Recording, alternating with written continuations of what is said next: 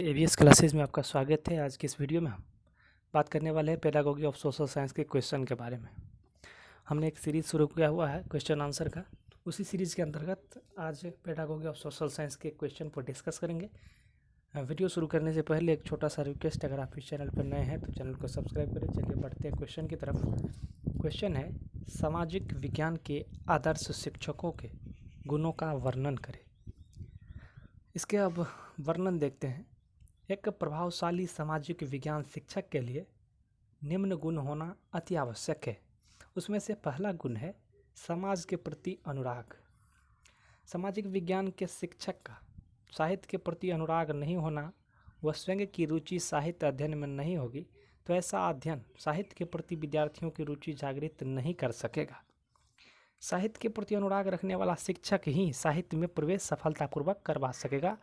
इसका अर्थ ये निकलता है कि समाज के प्रति अगर अनुराग आप में लाना है तो साहित्य के प्रति भी अनुराग आपको लाना पड़ेगा अच्छे शिक्षक होने के लिए। अब दूसरा गुण जो है वह है विस्तृत अध्ययन। सामाजिक विज्ञान शिक्षक के लिए आवश्यक है कि वह विस्तृत रूप से अध्ययन किया हो, ताकि प्रसंगाकुल समानांतर उदाहरण देकर विषय को रोचक व बोधगम्य बना सके। इसका तात्पर्य यह है कि आपको बहुत ज़्यादा विस्तृत अध्ययन की ज़रूरत होती है, तभी आप किसी भी विषय पर अच्छे तरीके से आप समझा सकते हैं और अच्छा तरीके से तोड़ मरोड़ कर आप मुद्दों को पेश कर सकते हैं। अब सामाजिक अध्ययन के अच्छे शिक्षक होने के लिए तीसरा गुण है सशक्त अभिव्यक्ति। साहित्य अध्यापन का संबंध सशक्त मौखिक व लिखित अभिव्यक्ति से ही है, चाहे विचाराभिव्यक्ति हो अथवा भावाभिव्यक्ति। जिस शिक्षक की अभिव्यक्ति प्रभावशाली नहीं है वह सफल शिक्षक नहीं हो सकता। आप कैसे अपने बातों को प्रकट करते हैं, आप कैसे समाज में हैं, ये चीज़ अभिव्यक्ति का वर्णन करती है और अभिव्यक्ति ही आपको अच्छे शिक्षक के रूप में आपके लोगों के सामने लाता है। अब चौथा जो गुण है वह है प्रभावशाली प्रवचन। सामाजिक विज्ञान शिक्षक का प्रवचन जो है अत्यंत प्रभावशाली होना चाहिए, ताकि अपने सशक्त प्रवचन द्वारा वह सजीव वर्णन प्रस्तुत कर सके, व्याख्या कर सके, वह सरल भाषा में विद्यार्थियों को उसके स्तर के अनुसार समझा सके। वही शिक्षक सफल शिक्षण में सहायक होता है। यानी कि आप जो वचन निकाले मुंह से वह कितना प्रभाव डालता है लोगों पर, यही प्रभाव आपको एक सफल शिक्षक के रूप में सहायता प्रदान करता है। पांचवा गुण जो होना चाहिए वह है अन्य विषयों की जानकारी। सामाजिक विज्ञान शिक्षक को सामान्य ज्ञान इतना होना चाहिए कि वह पाठ्य पुस्तक में यदि कोई तथ्य अथवा अन्य विषयों से संबंधित आ जाए तो उसको यह सफलतापूर्वक समझा सके। सामाजिक विज्ञान शिक्षक बनने के लिए यह भी ज़रूरी होता है कि वह कितना बाहरी ज्ञान अर्जित किया है, जिससे पढ़ाते समय किसी भी टॉपिक अगर आ जाए तो उस टॉपिक पर वह अच्छे से विचार व्यक्त कर सके छात्रों के सामने। यह एक बड़ी महत्वपूर्ण चीज़ हो जाती है सामाजिक विज्ञान के शिक्षकों के अध्ययन में। अब देखते हैं सद्व्यवहार, यह एक अगला गुण है, छठा नंबर गुण है। सामाजिक विज्ञान शिक्षक का दृष्टिकोण उदारता, सहिष्णुता व सहयोग से अनुप्रमाणित होना चाहिए, ताकि विद्यार्थी भी उच्च कोटि के जीवन मूल्यों को अपने जीवन में स्थान दे सके। शिक्षक के संकुचित, अनुदार व सांप्रदायिक दृष्टिकोण का कुप्रभाव विद्यार्थियों पर भी पड़ जाता है। कहने का मतलब है कि आप एक अच्छे शिक्षक तभी हो सके जब ये सारे विचार जो है संकुचित सांप्रदायिक दृष्टिकोण आप छोड़ दें। आप एक अच्छे शिक्षक तभी बन सकते हैं जब ये सांप्रदायिकता आप अपने मन से निकाल देंगे और अच्छे तरीके से आप विद्यार्थियों को समझा पाएंगे। आपका सांप्रदायिक हो जाते हैं, यह प्रभाव जो है विद्यार्थियों पर भी पड़ जाता है, इसलिए सांप्रदायिकता छोड़ना ज़रूरी हो जाता है। अतः साहित्य शिक्षक का सही कर्तव्य है कि वह अपने सद्व्यवहार द्वारा विद्यार्थियों को अपने जीवन में सद्व्यवहार के मूल्य को उचित स्थान देने की प्रेरणा दे। यह एक बड़ा ज़रूरी हो जाता है कि वह व्यवहार कैसा करता है, उसके व्यवहार अच्छे हैं या नहीं, यह छात्रों आसानी से देखते हैं। शिक्षकों का व्यवहार छात्रों के सामने या लोगों के सामने कैसा है, यह ज़रूरी हो जाता है सामाजिक विज्ञान के शिक्षकों के लिए, वह व्यवहार अपना सही करके चले। अब सातवां पॉइंट है, सातवां गुण है मनोविज्ञान में पारंगत। सामाजिक विज्ञान शिक्षक को मनोविज्ञान में पारंगत होना चाहिए, ताकि जीवन से उदाहरण आवश्यकता अनुसार प्रस्तुत कर सके, वह मनोभावों का उदात्तीकरण कुछ विशेष स्थलों को पढ़ाते समय कर सके। शिक्षक का ज़रूरी हो जाता है कि वह छात्रों के मन को कैसे पढ़ते हैं, छात्र क्या सोच सकता है, क्या कर सकता है, इस बारे में उसे जानकारी पहले से होना चाहिए।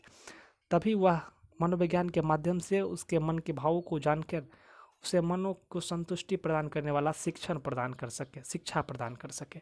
अब 8वां पॉइंट होता है सामाजिक विज्ञान के शिक्षक के गुणों के लिए कि प्रत्येक सामाजिक विज्ञान के शिक्षक को चाहिए कि वह अपने विद्यालय में बाल सभा के अंतर्गत या समिति के अंतर्गत साहित्य कार्यक्रमों का आयोजन करे, ताकि शिक्षण के चारों उद्देश्यों की प्राप्ति हो सके। यह एक महत्वपूर्ण पॉइंट हो जाता है कि वह बाल सभा का आयोजन करे, जिससे सभी छात्र अपने अपने बातों को उस सभा में रख सके और शिक्षक भी उस सभा को अपने हिसाब से अच्छा ज्ञान प्रदान कर सके सामूहिक रूप से।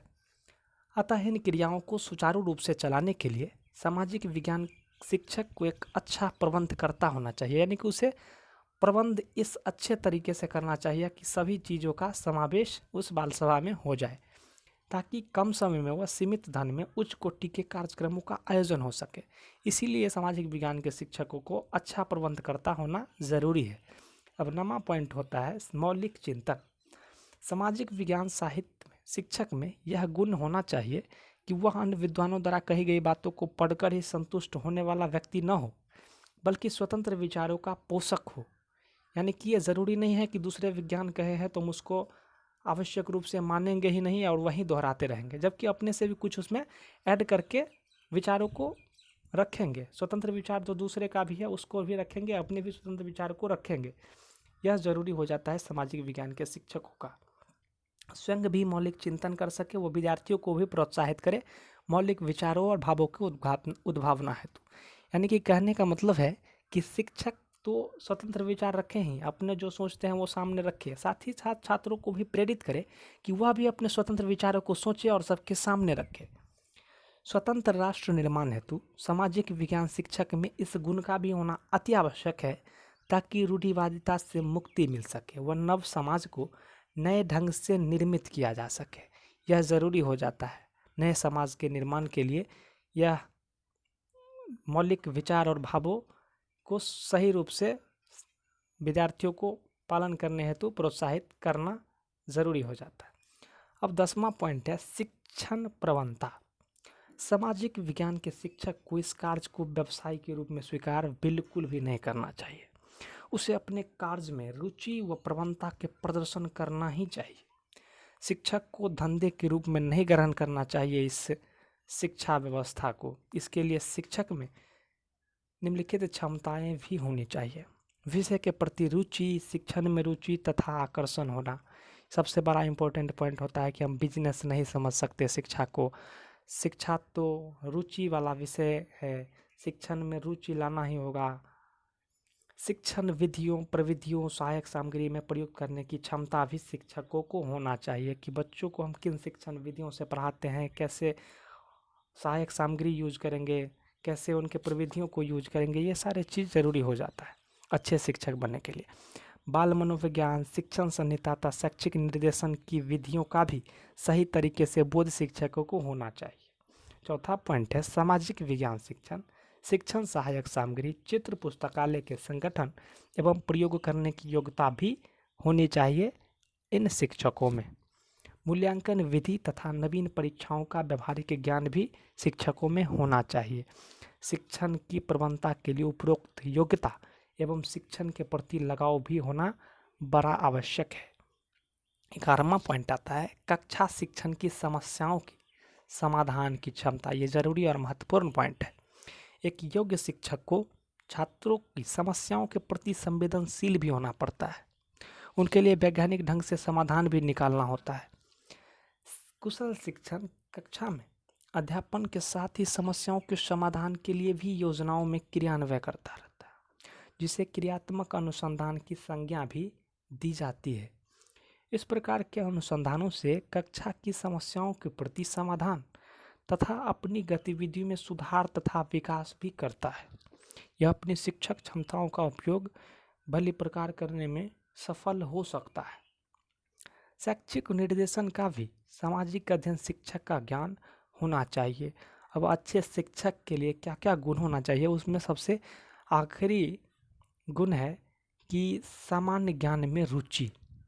इससे पहले भी हम बाहरी ज्ञान के बारे में बताए हुए थे एक पॉइंट में, यहाँ पर है सामान्य ज्ञान। इससे इसका भी संबंध बाहरी ज्ञान से ही है, क्योंकि सामाजिक विज्ञान का संबंध अपने आसपास देश विदेश के सामान्य एवं नवीन ज्ञान से जुड़ा होता है।